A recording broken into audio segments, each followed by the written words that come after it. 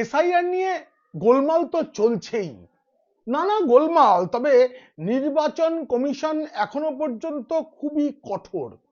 এর পরে রয়েছে ভোট, সেটাও নির্বাচন কমিশনের কাছে একটা বড় চ্যালেঞ্জ। কিন্তু এবার নাকি ভোট পর্বকে আরো বেশি রক্তাক্ত করার পরিকল্পনা করে রেখেছে তৃণমূল। সেই ছক নাকি বানিয়েছে আইপ্যাক। এক তৃণমূল নেতার সেই স্বীকারোক্তি এবার ফাঁস করে দিলেন সিবিআই এর প্রাক্তন অধিকর্তা উপেন বিশ্বাস। সেই সঙ্গে তিনি নানা কারণ দেখিয়ে বলে দিলেন এবার বিধানসভা নির্বাচনের ভবিষ্যৎ কি। তার ভবিষ্যৎবাণী আপনাদের শোনাবো। ক্যাম্পেইন কলিং মিডিয়াকে দেওয়া সাক্ষাৎকারের বিশেষ কয়েকটি অংশ, আর তার সঙ্গে আমি আপনাদের আরো একটা জিনিস জানাবো আজকে। নির্বাচন কমিশন এই যে তৃণমূলের রক্তাক্ত করার যে পরিকল্পনা, সেই পরিকল্পনা রোখার জন্য কি পরিকল্পনা করেছে, রাজ্য পুলিশের কাছে ইতিমধ্যেই কি নির্দেশ এসে গিয়েছে। এই আলোচনা যদি ভালো লাগে অবশ্যই সাবস্ক্রাইব করবেন। পিনাকি বলছে এখন কি করতে চলেছে তৃণমূল, মানে কি পরিকল্পনা করেছে, যে এই স্বীকারোক্তি এক তৃণমূল নেতা উপেন বিশ্বাসের সামনে করে ফেলেছেন, তা জানতে দেখুন ও শুনুন পিনাকি বলছে। তিনটি কারণে বিধানসভা নির্বাচনের ফল মমতা বন্দ্যোপাধ্যায়ের জন্য মারাত্মক হবে বলে মনে করছেন ডাকসাইটে সিবিআই কর্তা লালু প্রসাদ যাদবকে জেলে পোড়া উপেন বিশ্বাস। প্রথমেই শুনুন এসআইআর এর কি পরিণতি হতে চলেছে বলে মনে করেন উপেন বিশ্বাস এবং তার ফলটা কেমন হবে। তারপরে আমি শোনাবো ওই তৃণমূল নেতার স্বীকারোক্তি যা উপেন বিশ্বাসের কাছে তিনি করে ফেলেছেন। শুনুন উপেন বিশ্বাস কি বলছেন। এখনও চেষ্টা করে যাচ্ছে যাতে এসআইআরটা বন্ধ হয়, তাই তো, কেস কাছারি অমুক তমুক এটা সেটা। কিন্তু আমি বলবো কি যে ইলেকশন কমিশন খুব শান্তভাবে, যিনি চিফ অফ ইলেকশন, সে কোনো রকম লুজ কথা বলেছে আজ পর্যন্ত কিচ্ছু বলে নেই। এইটা হবে এবং অনেক ভুয়ো ভোট বেরিয়েছে, সেই ভয় হচ্ছে মমতা ব্যানার্জির। তবে হ্যাঁ, সেই জন্যেই হচ্ছে এই লাফালাফি, যাতে এটা না হয়। কিন্তু যদি না, তুমি যদি এটা বন্ধ করতে চাও তাহলে তো অটোমেটিক্যালি ভাবে ইলেকশন হবে না। ইলেকশন না হলেই তো রাষ্ট্রপতি শাসন এসে যাবে। এ তো মানে এদিকেও গেলেও তোমার ইউর ইন ট্রাবল, আর এদিকে গেলেও তোমার সমস্যা। অতএব এই এসআইআর হলে 90% চান্স মমতা ব্যানার্জি হারছে। একই সঙ্গে উপেন বিশ্বাস মনে করছেন গত বিধানসভা নির্বাচনে যেমন নন্দীগ্রাম মমতা বন্দ্যোপাধ্যায়কে হারিয়ে জবাব দিয়েছিল, এবার তেমন জবাব আসতে চলেছে মমতা বন্দ্যোপাধ্যায়ের আর এক আন্দোলন ভূমি সিঙ্গুর থেকে। কেন আর কিভাবে শুনুন উপেন বিশ্বাসের মুখেই। নন্দীগ্রাম আর সিঙ্গুর মমতা ব্যানার্জির, এই দুটোর জন্যই বলা হয় সে ক্ষমতায় এসেছে। এবার নন্দীগ্রামেতে নিজে ইতিমধ্যেই হেরেছে। আর এই যে গতকালকে সিঙ্গুরে যে লোকটা আসলো বক্তৃতা করলো, যদিও সে এক কথাও সেই কথা বলে নেই, সবাই ভেবেছে সেই টাটার কথা বলে নেই। টাটা বোধহয় এখনও সেই কেস চলছে, মানে প্রধানমন্ত্রীর পক্ষে সেটা বলা সে ইম্পসিবল আইন অনুযায়ী। কিন্তু ওখানে টাটা কেন, তার থেকে বড়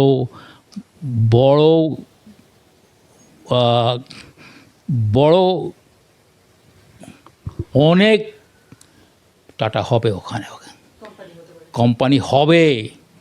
এই আমি বলবো কি যে ওই একই যে একজন ভদ্রলোক, তিনি মুখ্যমন্ত্রী ছিলেন কমিউনিস্ট পার্টির, তো সে তখন বাধা দেয় নাই। সে ইচ্ছা করলে মমতা ব্যানার্জিকে পিটিয়ে উঠিয়ে দিত, বুদ্ধদেব ভট্টাচার্য, কিন্তু সে দেয়নি। দিয়েছে কি? সে উঠিয়ে দেয়নি। আর এই জায়গায় আমি বলবো কি, যে এই Singur will be the graveyard of Mamata Banerjee. এবার শুনুন কিভাবে আর কেমন করে এবারের ভোটকে রক্তাক্ত করতে চায় তৃণমূল, কি পরিকল্পনা করে রেখেছে আইপ্যাক, সেটা উপেন বিশ্বাস জানালেন। এবং কেন এটা করবে তার কারণ উপেন বিশ্বাসের দাবি, মমতা বন্দ্যোপাধ্যায় বুঝতে পেরেছেন চতুর্থবার আর ক্ষমতায় ফেরা হবে না। যে তৃণমূলের যে একজন লিডার, যে আমার 3-4 দিন আমাদের বাড়িতে এসেছে তার লোক লস্কর নিয়ে, কি তার হয়েছে যে এই লোকটা তো তৃণমূলে ছিল, আমাকে ঠিক ও ঠিক উপদেশ দিতে পারে। সে কী খবর নিয়ে এসছে? আর একটা খবর, যে প্রত্যেক বাড়িতে সে বলছে এটা ঠিক কি সঠিক, কিন্তু যেভাবে চলছে আর কি, বা যেভাবে ভায়োলেন্স প্রত্যেকটা ইলেকশনে হয়েছে, সে ইয়ে থেকে নিচের তলাকার ইলেকশন থেকে আরম্ভ করে উপরতলার ইলেকশন পর্যন্ত, তো এই ইলেকশনে কি বলছে ওরা, যে প্রত্যেক বাড়িতে একজন করে, এটাই ওই যে ওদের কি কোম্পানি ওদেরকে যাদের নিয়ে গোলমাল, হ্যাঁ না লিপস অ্যান্ড বাউন্স না, যাদের বলছে যে তারা আমাদের সাহায্য, মানে আইপ্যাক নাকি এইটা করেছে, যে প্রত্যেক যে ভোটার প্রত্যেকের বাড়িতে একজন ভোটার থাকে না, 2জনও থাকতে পারে, 10জনও থাকতে পারে, 1জনও থাকতে পারে, সেখানে তৃণমূলের গুন্ডারা যাবে যে ভোট না দিতে হয়, সেই কথা সে বলছে। যে এটা খবর হয়েছে আমি সেটাও আপনাকে বলে যাচ্ছি। অতএব এইখানে মানে ঘোরতর রক্ত না ঝরালে এবার মমতা ব্যানার্জি হারছে। ভোট গ্রহণের দিনে আগে পরে তো আছেই, এই রাজ্যে হিংসাত্মক কার্যকলাপ এটা নতুন কিছু নয়, আমরা অভ্যস্ত হয়ে গিয়েছি। গত লোকসভা নির্বাচন অনেকটা শান্তিতে করা গেলেও তার আগে বিধানসভা ভোট হোক বা লোকসভা, পঞ্চায়েত ভোট হোক বা পুরসভা ভোট, এমনকি ছোটখাটো সমবায় নির্বাচন, সেখানেও রক্তপাত, মৃত্যু আমরা দেখতে দেখতে অভ্যস্ত। কিন্তু যবে থেকে কেন্দ্রীয় বাহিনী মোতায়েন করে এই রাজ্যে ভোট হচ্ছে, তখন থেকে কিছু কিছু জায়গায় এই গোলমালে একটু রাশ টানা গেলেও পুরোপুরি থামানো যায়নি আজ পর্যন্ত। বহু জায়গায় আবাসনে তালা ঝুলিয়ে দেওয়া হয়েছে, বহু জায়গায় মানুষকে ভোটে যাওয়ার জন্য যে রাস্তা আছে রাস্তায় আটকে দেওয়া হয়েছে, নানাভাবে ভোটারদের ভোট দিতে যেতে দেওয়া হয় না।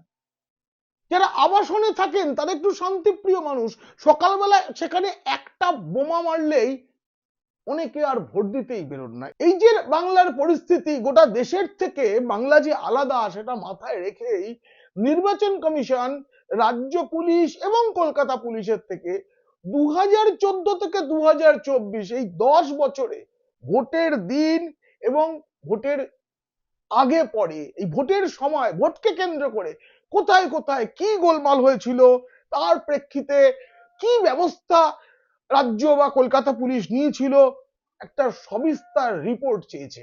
ইতিমধ্যেই অনেক রিপোর্ট চলে গিয়েছে বলেই আমি খবর পেয়েছি, এবং এগুলো প্রতিটি থানা ওই রিপোর্টে কলকাতা পুলিশের যে নির্বাচন সেল আছে তার কাছে পাঠিয়েছে, এবং সেই রিপোর্টটাকে একসাথে করে এটা পাঠানো হবে নির্বাচন কমিশনকে, এটা বাধ্যতামূলক করে দিয়েছে।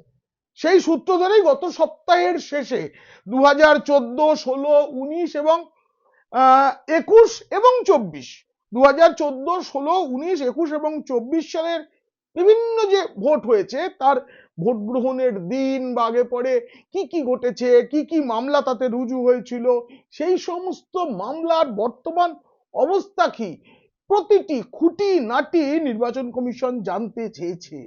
কোন মামলার তদন্ত শেষ হয়েছে, কোন মামলায় চার্জশিট জমা পড়েছে, অপরাধী এখন জেলে বন্দি রয়েছেন কিনা ইত্যাদি, খালাস পেয়ে ঘুরে বেড়াচ্ছেন কিনা, যাবতীয় তথ্য এবার কমিশনকে জানাতে বলা হয়েছে। পুলিশ জানাচ্ছে। কেন জানাচ্ছে? কেন জানতে চাইলো নির্বাচন কমিশন? কারণ কমিশন এবার চিহ্নিত করতে চাইছে কোন কোন এলাকায় বেশি গোলমাল হয়, কারা করে। পুলিশ সূত্রের খবর যে অতীতেও ভোটের আগে দুষ্কৃতীদের নামের তালিকা নির্বাচন কমিশন চাইতো, বিভিন্ন থানা থেকে সেগুলো সংগ্রহ করে কমিশনের কাছে জমা দেওয়া হতো। দাগি অপরাধীদের সম্পর্কে যারা গোলমাল করে থাকেন বা করেন, এলাকার যারা অপরাধী, দাগি অপরাধী, তাদের তালিকা, এই সব কিছু চাইতো। তাছাড়াও প্রতি সপ্তাহে থানাগুলোকে এলাকার আইন শৃঙ্খলা সংক্রান্ত তথ্য পাঠাতে বলা হয়েছে। একদম রেডি করে এবছর আরো বেশি করে কি কি হয় ভোটের সময় যাবতীয় পাঠানো হয়েছে।